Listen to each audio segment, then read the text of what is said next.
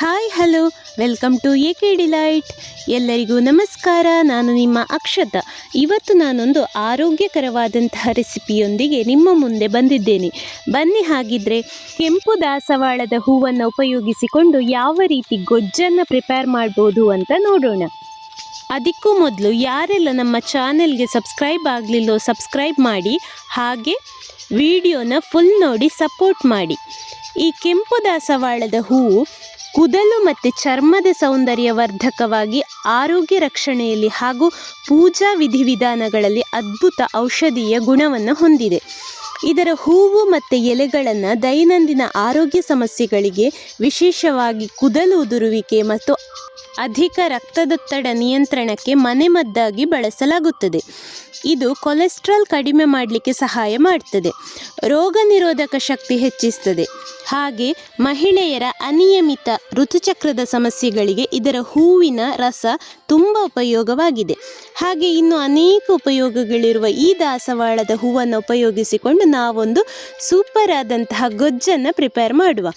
ಈ ಗೊಜ್ಜು ಮಾಡಲಿಕ್ಕೆ ನಾನಿಲ್ಲಿ ಒಂದು 20-25 ಕೆಂಪು ದಾಸವಾಳದ ಹೂವನ್ನು ಕೊಯ್ದು ತಂದಿದ್ದೇನೆ. ನೋಡಿ, ಇದೀಗ ಕೆಂಪು ದಾಸವಾಳದ ಹೂವು. ಇದನ್ನು ಇನ್ನು ಚೆನ್ನಾಗಿ ಕ್ಲೀನ್ ಮಾಡಿಕೊಳ್ಬೇಕು. ಅದರ ದಳಗಳನ್ನೆಲ್ಲ ಈ ರೀತಿ ಬೇರ್ಪಡಿಸಿಕೊಂಡು ಒಂದ್ಸಲ ನೀರಲ್ಲಿ ಹಾಕಿ ಚೆನ್ನಾಗಿ ತೊಳ್ಕೊಳ್ಬೇಕು. ಈ ರೀತಿ ಹೂವಿನ ದಳಗಳನ್ನೆಲ್ಲ ಚೆನ್ನಾಗಿ ಕ್ಲೀನ್ ಮಾಡಿ ಮತ್ತೆ ನಾವು ಒಂದು ಪ್ಲೇಟಲ್ಲಿ ಎತ್ತಿಟ್ಟುಕೊಳ್ಳುವ ಹೂವಿನ ದಳಗಳನ್ನೆಲ್ಲ. ಇದೀಗ ನಾವು ಕ್ಲೀನ್ ಮಾಡಿದಂತಹ ಹೂವಿನ ದಳಗಳು. ನಾನಿಲ್ಲಿ ಒಂದು 20-25 ಹೂವನ್ನು ತಗೊಂಡಿದ್ದೇನೆ.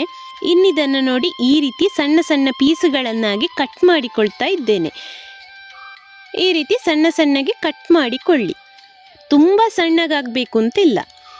ಇನ್ನು ಒಂದು ಸ್ಟವ್ ಮೇಲೆ ಒಂದು ಬಾಣಲೆ ಇಟ್ಟು ಸ್ಟವ್ ಹಚ್ಚಿ, ಬಾಣಲೆ ಬಿಸಿಯಾದ ತಕ್ಷಣ ಅದಕ್ಕೆ ಒಂದು 3-4 ಚಮಚ ಆಗುವಷ್ಟು ತೆಂಗಿನೆಣ್ಣೆಯನ್ನು ಹಾಕಿಕೊಳ್ತಾ ಇದ್ದೇನೆ.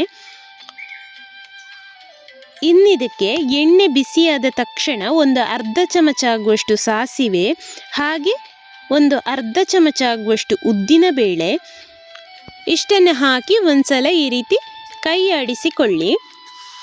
ಸಾಸಿವೆ ಸಿಡಿಲಿಕ್ಕೆ ಸ್ಟಾರ್ಟ್ ಆದ ತಕ್ಷಣ ಅದಕ್ಕೆ ಒಂದು ಅರ್ಧ ಚಮಚ ಆಗುವಷ್ಟು ಜೀರಿಗೆ, ಹಾಗೆ ಒಂದು ಅರ್ಧದಿಂದ 1 ಚಮಚ ಆಗುವಷ್ಟು ಸೋಂಪು ಕಾಳು ಇಷ್ಟಪಡುವವರು 1 ಚಮಚ ಹಾಕಿಕೊಳ್ಬೋದು, ಇಲ್ಲಾಂದರೆ ಅರ್ಧ ಚಮಚ ಹಾಕಿ. ಹಾಗೆ ಒಂದು 2 ಎಸಳು ಜಜ್ಜಿಕೊಂಡಂತಹ ಬೆಳ್ಳುಳ್ಳಿ, ಇಷ್ಟನ್ನು ಹಾಕಿ ಒಂದ್ಸಲ ಈ ರೀತಿ ಚೆನ್ನಾಗಿ ಮಿಕ್ಸ್ ಮಾಡಿ ಸ್ವಲ್ಪ ಕರಿಬೇವಿನ ಸೊಪ್ಪನ್ನು ಹಾಕಿ. ಇನ್ನಿದಕ್ಕೆ ಕಟ್ ಮಾಡಿಟ್ಟುಕೊಂಡಂತಹ ಮೀಡಿಯಂ ಸೈಜಿನ 2 ಈರುಳ್ಳಿಯನ್ನು ಹಾಕಿಕೊಳ್ತಾ ಇದ್ದೇನೆ. ದೊಡ್ಡ ಸೈಜಿನ ಈರುಳ್ಳಿ ಆದರೆ 1 ಸಾಕು, ಮೀಡಿಯಂ ಸೈಜ್ ಆದರೆ 2 ಈರುಳ್ಳಿಯನ್ನು ಈ ರೀತಿ ಸಣ್ಣಗೆ ಕಟ್ ಮಾಡಿ ಹಾಕಿಕೊಳ್ಳಿ. ಇನ್ನಿದನ್ನು ಈ ರೀತಿ ಚೆನ್ನಾಗಿ ಮಿಕ್ಸ್ ಮಾಡಿ ಒಂದ್ಸಲ ಚೆನ್ನಾಗಿ ಫ್ರೈ ಆಗಲಿ. ಅದು ಒಂದು 2 ನಿಮಿಷ ಈ ರೀತಿ ಫ್ರೈ ಮಾಡಿದ ಮೇಲೆ ಒಂದು ಹಸಿಮೆಣಸನ್ನು ಈ ರೀತಿ ಸಣ್ಣಗೆ ಕಟ್ ಮಾಡಿ ಹಾಕಿಕೊಳ್ತಾ ಇದ್ದೇನೆ. ಹಾಗೆ 1 ಇಂಚು ಶುಂಠಿಯನ್ನು ಕೂಡ ಈ ರೀತಿ ಸಣ್ಣಗೆ ಕಟ್ ಮಾಡಿ ಹಾಕಿಕೊಳ್ತಾ ಇದ್ದೇನೆ.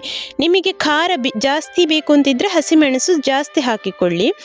ಇಷ್ಟ ಆದಮೇಲೆ ಇದಕ್ಕೆ 2 ಮೀಡಿಯಂ ಸೈಜಿನ ಟೊಮ್ಯಾಟೊವನ್ನು ಕಟ್ ಮಾಡಿ ಹಾಕಿಕೊಂಡಿದ್ದೇನೆ. ಈ ರೀತಿ ಟೊಮೆಟೊ ಹಾಕಿದ ಮೇಲೆ ಒಂದ್ಸಲ ಚೆನ್ನಾಗಿ ಫ್ರೈ ಮಾಡಿಕೊಳ್ಬೇಕು. ಇನ್ನಿದಕ್ಕೆ ಒಂದು ಸಣ್ಣ ನೆಲ್ಲಿಕಾಯಿ ಗಾತ್ರದಷ್ಟು ಹುಣಸೆ ಹುಳಿಯನ್ನು ಈ ರೀತಿ ನೀರಲ್ಲಿ ಕರಗಿಸಿಕೊಂಡು ಹಾಕಿಕೊಳ್ತಾ ಇದ್ದೇನೆ. ಒಂದು ಅರ್ಧ ಕಪ್ ಆಗುವಷ್ಟು ಹುಣಸೆ ಹುಳಿ ರಸ, ಇಷ್ಟನ್ನು ಹಾಕಿ ಇದಕ್ಕೆ ಸ್ವಲ್ಪ ನೀರನ್ನು ಆ್ಯಡ್ ಮಾಡಿಕೊಳ್ಬೇಕು. ಹಾಗೆ 1 ಚಮಚ ಆಗುವಷ್ಟು ಉಪ್ಪು, ಸಣ್ಣ ಚಮಚದಲ್ಲಿ 1 ಚಮಚ ಆಗುವಷ್ಟು ಉಪ್ಪು ನಿಮ್ಮ ರುಚಿಗೆ ಬೇಕಾದಷ್ಟು ಹಾಕಿಕೊಳ್ಳಿ.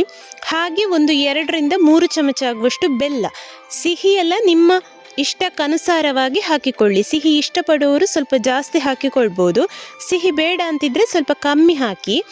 ಹಾಗೆ ಅದಕ್ಕೆ ಒಂದು ಅರ್ಧ ಚಮಚ ಆಗುವಷ್ಟು ಅರಶಿನ, ಅರ್ಧ ಚಮಚ ಕೆಂಪು ಮೆಣಸಿನ ಹುಡಿ, ಇಷ್ಟನ್ನು ಹಾಕಿ ಚೆನ್ನಾಗಿ ಮಿಕ್ಸ್ ಮಾಡಿ.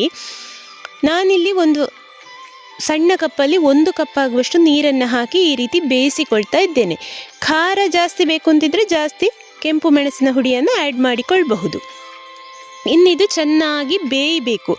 ಟೊಮ್ಯಾಟೊ ಎಲ್ಲ ಚೆನ್ನಾಗಿ ಸ್ಮ್ಯಾಶ್ ಆಗುವಲ್ಲಿವರೆಗೆ ಚೆನ್ನಾಗಿ ಬೇಯಬೇಕಿದು. ನೋಡಿ, ಈ ರೀತಿ ಕುದಿ ಬರ್ತಾ ಇರಲಿ. ಇದು ಮೀಡಿಯಂ ಫ್ಲೇಮಲ್ಲಿ ಕುದೀಲಿ. ಒಂದು 5 ನಿಮಿಷ ಕುದಿ ಬಂದ ಮೇಲೆ ಅದಕ್ಕೆ ಒಂದು ಸಣ್ಣ ನೆಲಗಡಲೆ ಗಾತ್ರದ ಇಂಗನ್ನು ನೀರು ಮಾಡಿ ಹಾಕಿಕೊಳ್ತಾ ಇದ್ದೇನೆ. ನಿಮ್ಮಲ್ಲಿ ಹುಡಿ ಇಂಗಾದರೆ ಒಂದು 1/4 ಚಮಚ ಆಗುವಷ್ಟು ಇಂಗನ್ನು ಹಾಕಿಕೊಳ್ಳಿ. ಮತ್ತೆ ಅದಕ್ಕೆ ಪುನಃ ಒಂದು ಚಮಚ ಆಗುವಷ್ಟು ಕಡಲೆ ಹುಡಿಯನ್ನು ನೀರಲ್ಲಿ ಕರಗಿಸಿಕೊಂಡು ಪುನಃ ಅದಕ್ಕೆ ಆ್ಯಡ್ ಮಾಡಿಕೊಳ್ತಾ ಇದ್ದೇನೆ.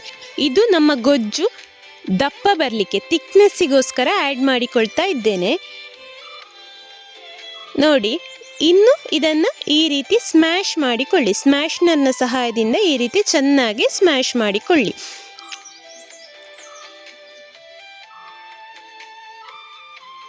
ನೀರು ಸ್ವಲ್ಪ ತುಂಬ ಜಾಸ್ತಿ ಹಾಕಿಕೊಳ್ಳಿಕ್ಕೆ ಹೋಗಬೇಡಿ. ಒಂದು ವೇಳೆ ಸ್ವಲ್ಪ ಜಾಸ್ತಿ ಎಲ್ಲ ಆದರೆ ನಾವು ಕಡಲೆ ಹುಡಿ ಆ್ಯಡ್ ಮಾಡುವ ಕಾರಣ ಅದು ಗಟ್ಟಿ ಬರ್ತದೆ. ತುಂಬ ಗಟ್ಟಿ ಆಯಿತು ಅಂತಾದರೆ ಸ್ವಲ್ಪ ನೀರು ಆ್ಯಡ್ ಮಾಡಿಕೊಳ್ಳಿ, ಬಿಸಿ ನೀರು ಆ್ಯಡ್ ಮಾಡಿಕೊಂಡ್ರೆ ಆಯಿತು.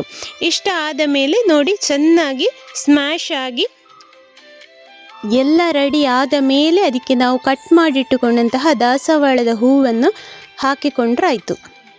ಇನ್ನಿದನ್ನು ಈ ರೀತಿ ಚೆನ್ನಾಗಿ ಮಿಕ್ಸ್ ಮಾಡಿ ಒಂದು 2 ನಿಮಿಷ ಕುದಿಸಿಕೊಂಡ್ರೆ ಆಯಿತು. ಗೊಜ್ಜು ರೆಡಿ ಆಯಿತು.